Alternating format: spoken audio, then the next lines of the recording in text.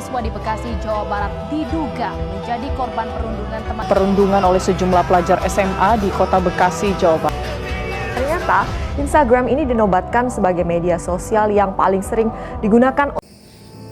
Perundungan bukanlah hal yang asing lagi di telinga kita, melainkan dari banyaknya kasus-kasus yang beredar di mana-mana, harusnya kita sebagai pelajar yang berintegritas sadar bahwa kita harus mengambil tindakan.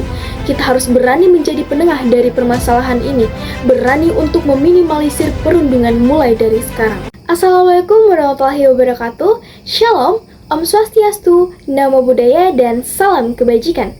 Hello everyone. Here, I want to talk about the impact of bullying on a person's mental health. Before I start, let me introduce ourselves. My name is Cica Marina. I'm from class 11-4. Oke, baik. Di sini saya akan menjelaskan sedikit mengenai tentang perundungan. Di antaranya adalah pengertian perundungan, jenis-jenis perundungan, faktor penyebab perundungan, dampak perundungan, dan tindak pidana bagi pelaku perundungan. Pengertian perundungan. Perundungan sendiri merupakan suatu tindakan yang dimana dengan cara menyakiti, menghakimi, merusak reputasi, atau bahkan menjatuhkan harga diri orang lain yang dilakukan dengan sengaja dan berulang guna untuk mendapatkan kesenangan pribadi si pelaku. Bullying sendiri kerap terjadi di kalangan remaja maupun anak-anak, akibat tidak adanya pemahaman atau pemberian edukasi di lingkungan sekitar mereka. Yang kedua, jenis-jenis perundungan. Teman-teman perlu diketahui ada pun beberapa jenis perundungan. Yang pertama, bullying verbal. Bullying verbal sendiri yaitu bentuk perundungan dengan melontarkan kata-kata hinaan seperti mengejek, memaki, memberikan julukan nama yang tidak baik terhadap korbannya. Yang kedua, bullying fisik. Bentuk bullying fisik sendiri yaitu dengan melibatkan kontak fisik dengan cara menendang, memukul, menampar, atau bahkan mendorong. Yang ketiga, bullying sosial. Bullying sosial sendiri yaitu bentuk bullying yang dimana pelaku mempermalukan korbannya di depan banyak umum dan membeberkan gosip yang tidak benar adanya. Yang terakhir atau yang keempat adalah cyberbullying. Cyberbullying sendiri atau biasa kita kenal dengan sebutan bullying dunia maya. Biasanya bullying ini terjadi di berbagai platform media sosial. Di antaranya adalah TikTok, Instagram, Twitter, ataupun platform game online lainnya. Biasanya bentuk bullying ini yaitu dengan memberikan teks atau mengancam korbannya melalui platform media sosial atau game online. Teman-teman, adapun faktor penyebab bullying diantaranya yang pertama, faktor individu atau pelaku itu sendiri, kurangnya empati. Kebanyakan seseorang yang melakukan bullying tidak ada empati atau kurang empati terhadap korbannya. Mereka tidak peduli terhadap perasaan korbannya. Ketika mereka melakukan kejahatan tersebut, mereka beranggapan bahwa dengan mereka melakukan kejahatan tersebut, si korban tidak akan merasakan kesedihan ataupun merasa down mental, sehingga mereka melakukan kejahatan itu dengan semakin merajalela. Yang kedua, faktor keluarga, kurangnya perhatian orang tua. Teman-teman, peran orang tua dalam mendidik anak atau memberikan dedikasi terhadap anak itu sangat penting karena pembentukan karakter anak sangat berpengaruh terhadap peran orang tua dalam pertumbuhan mereka.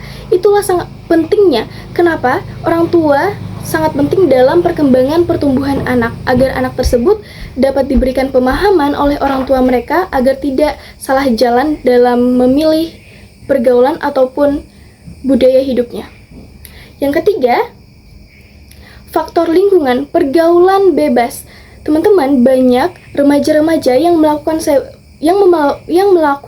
bullying karena mereka berteman dengan orang yang kerap juga melakukan bullying, sehingga lama-kelamaan mereka juga akan mengikuti jejak pelaku tersebut karena mereka setiap hari berinteraksi dengan si pelaku. Yang ketiga adalah dampak perilaku bullying, yaitu yang pertama dampak psikologis. Korban akan merasa cemas yang berlebihan, stres, atau bahkan depresi dan berujung bunuh diri. Karena mereka akan merasa terintimidasi seumur hidup mereka ketika mereka terkena dampak dari bullying tadi. Yang kedua, dampak sosial. Mereka akan sulit bergaul dan tidak ingin bersosialisasi. Kebanyakan seseorang yang menjadi dampak dari korban bullying itu sendiri akan merasa lebih nyaman ketika mereka mengurung diri mereka di rumah. Dan mereka tidak akan berani untuk berinteraksi dengan orang-orang di luar sana karena mereka beranggapan bahwa orang-orang tersebut sama seperti pelaku bullying yang melakukan kejahatan terhadap diri mereka. Itulah mengapa mereka lebih memilih untuk mengurung diri mereka dan tidak ingin bersosialisasi ataupun berinteraksi. Yang ketiga, dampak akademik. Teman-teman, dampak akademik juga sangat berpengaruh dalam kesehatan mental mereka. Karena mengapa? Seseorang yang terkena bullying ataupun pelajar yang terkena dampak dari bullying itu sendiri akan mengalami penurunan drastis prestasi akademik maupun non-akademik. Karenanya, mereka akan malas turun sekolah ketika mereka tahu bahwa mereka akan dibully secara berulang-ulang terus di lingkungan sekolah mereka. Itulah mengapa mereka tidak konsentrasi dalam mengerjakan soal yang diberikan oleh guru sehingga mengakibatkan penurunan prestasi akademik. Oke, baik.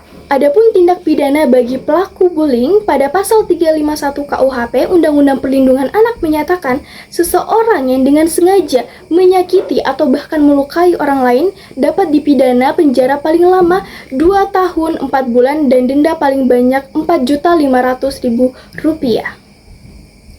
Baik teman-teman, dari penjelasan tadi dapat kita simpulkan bahwa bullying sangat berpengaruh bagi mental seseorang. Itulah mengapa pentingnya kita sebagai pelajar agar bisa mengambil tindakan atau langkah kecil untuk meminimalisir perundungan. Nah, di sini saya akan berbagi tips sedikit mengenai langkah kecil yang dapat kita lakukan dalam meminimalisir perundungan, yaitu yang pertama, ketika teman-teman mendapatkan atau melihat adanya bentuk perundungan yang terjadi di lingkungan sekolah, segera laporkan ke guru BK atau ke pihak sekolah.